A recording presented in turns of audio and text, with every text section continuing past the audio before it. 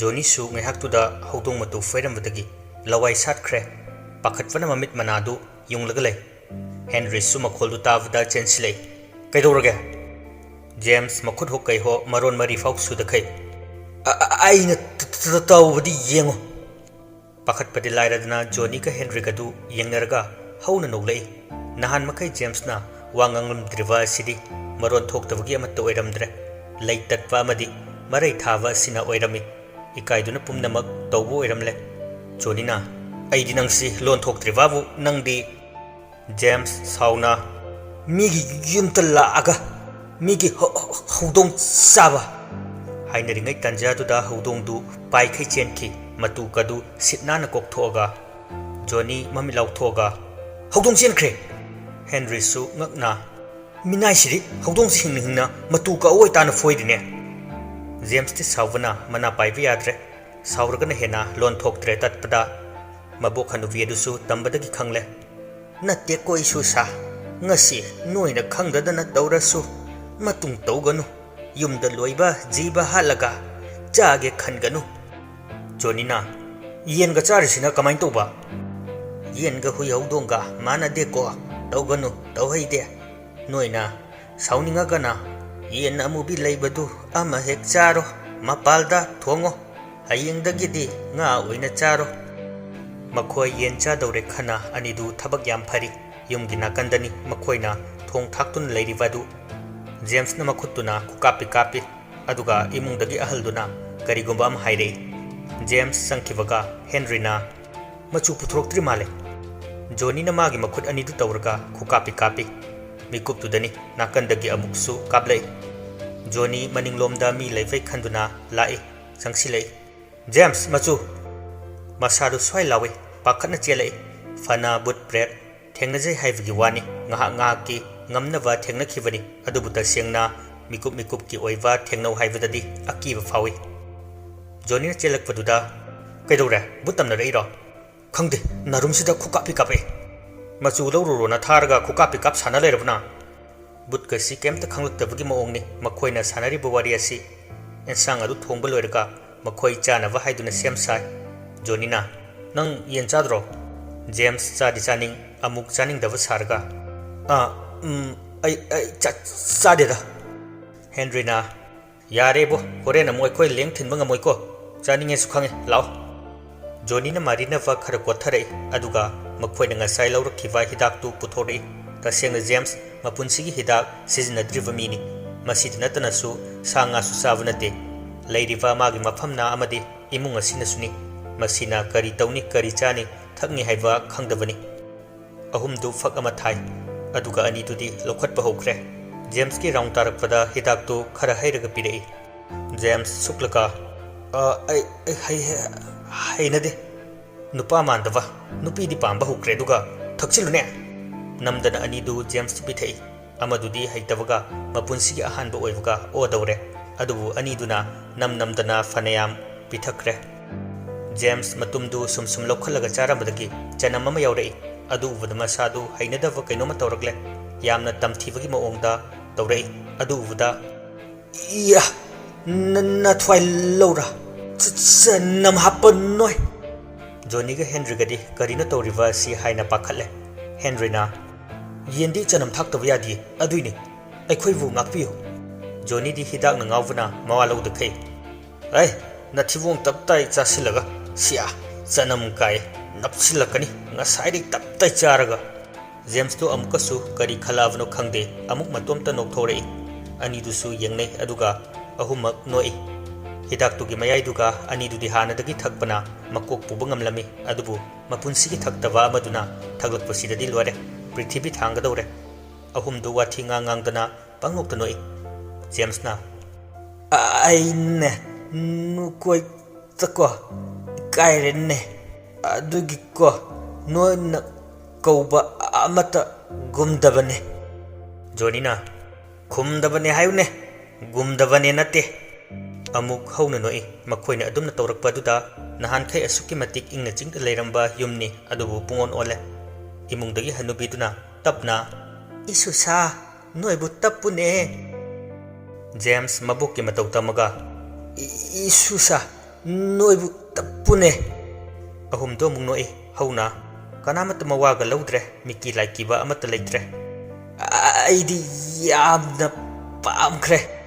Henryna itawda kohelaga loire kaino. Soidana silani itawgi. James nahan khai wangang davdu kharati nava horapaka. Adai hidak kini sagana kanghudana yam thajadaba wafam khara hairei. Na khoi khangbra. Ai khoi aboki sana yam lei. Wahidu tavda Henry ga Johnny ga du mami lauthoi aduga amuk yengne makhoidi masana fajinba control tawwa ngamlami yam henasu thakpana tabanina. Henry na hidak tu hayu haina ingit tawi glass ama thok haijili. Ita thaksil yamna yu thaktaban nupadu nupi na kaisu pamdabani. Henry su pangsile fajaibo malem sida ma amuk fajaw leiram dumande. Itaw du soidana kohelani. Itaw nang nupido lauro ne. Johnny na aina ngarang khale nupiduna itaw se huran mani hingi se as ai kande nupido itaw pamjaba male ko. Henry Johnny de ingit tawi aduga itaw mai khone noi nabuki sana haidu kai lege. James makhutuna thille ani dudi mana thille bu mafam duda leida leira voi ningi. Johnny hugalaga mafam du talak padangai chena vutawe adudagi sum chinglaga leiki. Henry ga Johnny ga du magi adu ngaiva dukki matik ware. James tapna thapadane mafam duda boot bread mama thammi hai. Henry na itaw mafam du nang khangbro? Khangi. Johnny na adudi chalu sidana haidi sanado logge have nateko koiru saibni. Ai khoi avoke mitrang mingsiala male aduda uni yengning bro. Ani dudi sana lupada chopaga hena masadu langtak nakre. James pu them nauraga yengnaba kanna taksin badagi. James masadu hairi tauraga imungda changge tawi. Henry na tap phai hangoi imungda ma changbu yaroi manam se yadre dukra thawo. Johnny imungda sor thingaga changi tapna holaga aduga migi sanama hi leiriva chafu punama su leiri nakanda duk su lei. Tapna changsilaga duk tu lawi amukso chafu sikaino sana lupa ga yauramadi yenge dahe. Asi khalaga makhuttu kuppaga thamiva chafu da humjilui manungda ngar karino ama koichen chelaga lei. Kaino sibo ngaro phamungda hippiba hanuviduna kanano aingonda sogle ise haina dene he hangoi hanu thangsida karino manamama sunamisina. Johnny mamitu lauthoi matin du kut laung yoli tuminna tapna thoklaga duk tu thai imung du duk manamna lore yunam namdana va tawrivani. James tu hairi changaga abo upu sodi kari tawre nupa macha ai puot lauthoke sodi abo ki khwangda yepiye nang lautho laune. James tu hairang changbada am tuge tawi adu ufta Johnny khoina fai.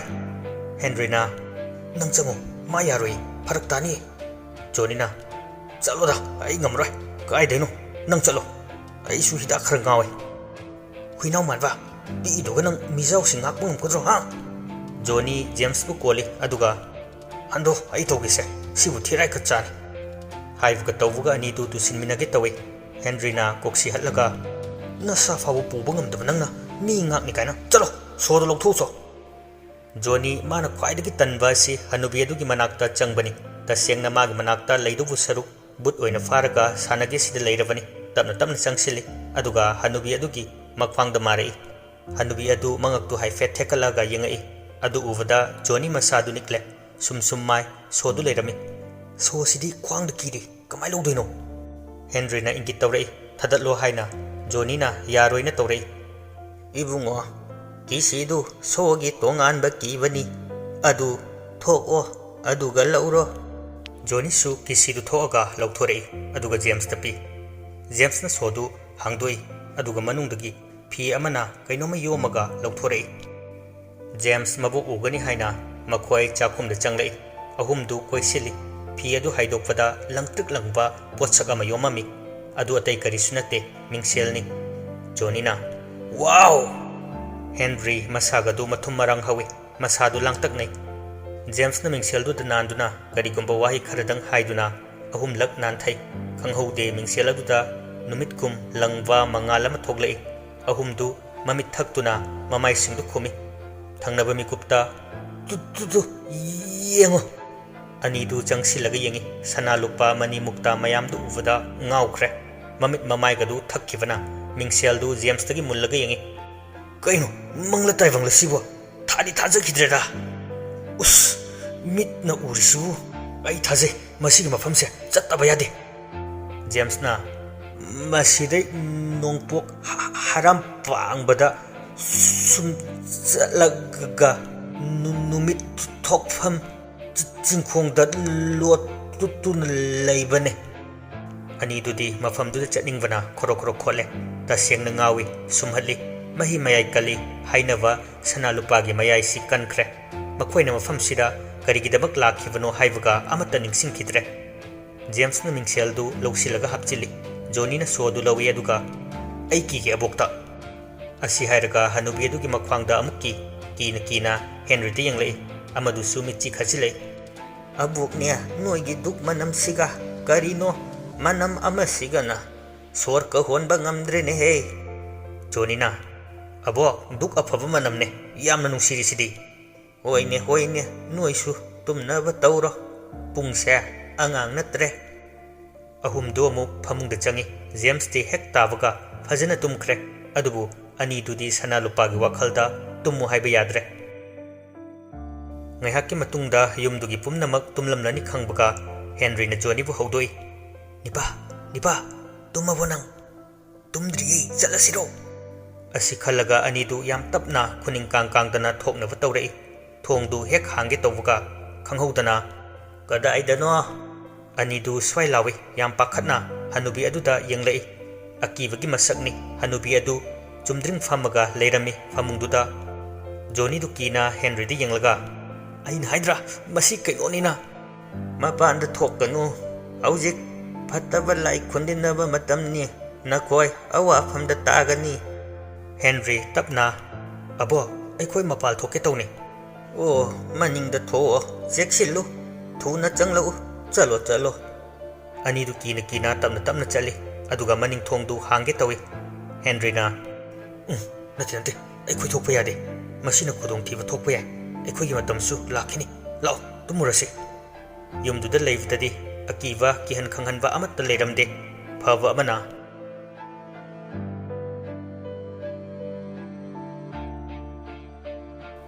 asumna numit adu haukhirami mathangi numit ni amuk ani du thabak pi bahore singchalhanwa amuk tha u amuk khaihan wairam amuk taihan thabak pi ba sunglep leplamde ani du diwawana fere haire James su masadu ani duga puningwana dinaningbana wari saningba adumak faudi ma yagadrane Johnny du thabak wabagi suklaga sakna lafu laba manbane yarani chaluse Henry wahai du sauningna asaidam chalo wana wabane ngasine James to amuk nuaitana chatke tawi Johnny na ngaiko aikoi chattoini thabak sida loige tawni asigi hanubi sina nangse pura apangba sirga leire thabak pangtawda tawhalaga yengo aikoi se but sanava tamni na lakpane aduga thabak pi leire Henry na ita nang magi manakta sum leiradi yaroibu thuna hanuraga sirani aina khaleva nangse saksi yamna hanubu malena James pakhatna ha aibu Henry na natte ni ngaiko aina haibudi thabak to subagi sakto phajadau se thijile kanadi ita sanalpa singdu puraga ada nangi apamba nupi ama laurga nungaini hingurasi kaino ani duna sanalupa phangnabani haidana James bu brainwash tawnava kanna hotnari asumna makoisu thabak loisilakle James na kanna haibdagi makoisu ngarangi mi tawa khulladu tamna lakle James masadu langtaknaduna prap mang tharaga chali Johnny na tapna chalasu adum nangni deita James aduga tawa janate sum chale ani dudi thabak subagi wawaga makhong phawba thangba thoktrabani masi apangbasi purga namdana sana lupado khangdokadabane ikhoi Johnny tapna chiron tawrai aina ngarang sodu kisi kiramdabane horen ibani tumen lawthoga upuso hangane kari kari noidu yengasi maru oina hanuvidu puthokta yaroi aikhoi masi khanadaba yadabani ko ina lakpana khuladu yaurakle makoina thuna chatpa adu uvada khulsi leiva mi khudingna tingak makoidi yengai ahumdusu thawa sadana chali nupi macha adugi thongjinda lepwaga thongtheli henthoi su thongdu hangdorei moi oirambududa nokfet tawrei Johnny na James tapna urvase nang ubudagi man harawse James su masadu ithak thakale ahumdu hidak khara lawraga makhoi thei famna wathi su ngangnari Henry na ita kaimta wagunse soidana yahange asidu pisi James na lai tumileo henthoi changaga awat apa hangi yaradra Johnny na thok khomlei icha nang si idea am pamjaibu hai ke haidu uraga amuk gya laktuna nateko aikhoi taw awangbasina nang nungsibani Henry na koklauna kaksi hale henthoi su masaru tofam khangjade kari khumsige khana James ti masadu pakhatpana lore mapanda prap thoki Henry su makhoi gi paisa du piram laga thoi Johnny ka Henry sauna wachoi ngangdana napkani nang Johnny na thamoina di khoidavani na chinda soikhibane wakhal sinadi pamgonu hairi James na tallevo hayeng amuk satpa yaro Henry na yare nangsu hojik phongkhredana makha tabu thabak aina thokpa haurage se Johnny na aina haibirami dubu aidi pamba khakne itauna di nungsi hari dudi yare oza lepo chainam nameko nang ahumdu aswai yore sumwari sarga chatpada itha thajadana henthoina chenthora ibong hayeng sulao wahidu tavda ahumdu ngakni yengnei aduga James pokole yare paukhum phangi henthoi nokmi tawraga amu ikairatuna prap chensinki James masadu mathum marang haure mapunsigi nungsiba karino khangdriba mani adubu pamjaba ngaujaba nupi amana yarakpa haibasi pokpagi mahai yale khanaribani miyoibana matamdu thengjilapuna makhoisu yum yaurakpadadi pungmam mamsilamle hanubidu mangolda famaga makhoi bungairga lerami James na kapi adudai hanubiduna ngasidi thabak khara tawgadabani nakhoi iruja maithajaro Johnny na numidang oirakansida talle he ai chakmang yumang thakchin chasilubagine adugini ne isusa nakhoi hojik tanba yade upai leite talasutana humdu irujaba tarami ani dudi yam thuna luthoga mafi honglaga lekhre James nang loisilaga puro aikoi chalamage abokta pochai langado busingdo James su karisu khandana hoi haiduna lehawi ani du prap yumda lai aduga hanubidu hojik mangolda leirambadu leiramdre kaida satkhrawjana nipa khangdini imungdaga leibra yenglo ani duna imungdasu leibra yengbada leiramdre maningdasu chenthoga thivani adubu leite chatpasu ngamdaba mana kadaida Henry machindu faina noklaga hojikti aikoi thabak hawrasi lao laina aikoi damakta matam pibirabani ani du tuminna changlai aduga hanubi adugi phamenda thaduna leiriba phamungduda marga thi Henry na asengbai nangbu kisiki dabrane leitrisidi thangmai amuk pusilaga thibani aisu khangdene aina ki ho leirisida ani du yengnaraga noi aduga yam thuna upudu thong hangna batawi ngehakti hangba yade leikhairaga lei adubu yam kanna khonavdagi mamaidadi yarakle ani du yam harawi set ka thana dana chongi aduga upudu phaktoga yengi sum kai yaurige haiduni yenglakpada khanghaudana sanagi khuji ama yaurami adubuda wow sanagi khujini amuksu munai atai kari yaurige haiduna thirakpada Johnny na karigumba nungmanba macha khara lokthorei kainu sibo maidu sidamta thalo jangsilaga yengubutani miyoibagi ya oiraga lerami ani du swai lawi Johnny na Henry na su Johnny dapi inai ani du hanubi adugi yangakta oigani haibasi khangi samgasu chabun yauramli sida natana miyoibagi saru sarangsu yauramba du ubada ani du kibna lore Henry na thong thingilo Johnny na tale ai ngamra nang thingilo ai sungam he ngamra ko asumna leiringai tanjadumaktudani makhoi hek kok mathakki saijin aduda yam tappa khonjelda chapu macha duda yauribadu paiganu ko soiren gi chapu ni wahidu tavda ani du khangyeng yengkhalei mathaktuda hanubi adu nappaga lerami adu uvada kanagi sana lupa haibu ka kawkhai paikhai senki mai kadu makhara thadaramaga oima sire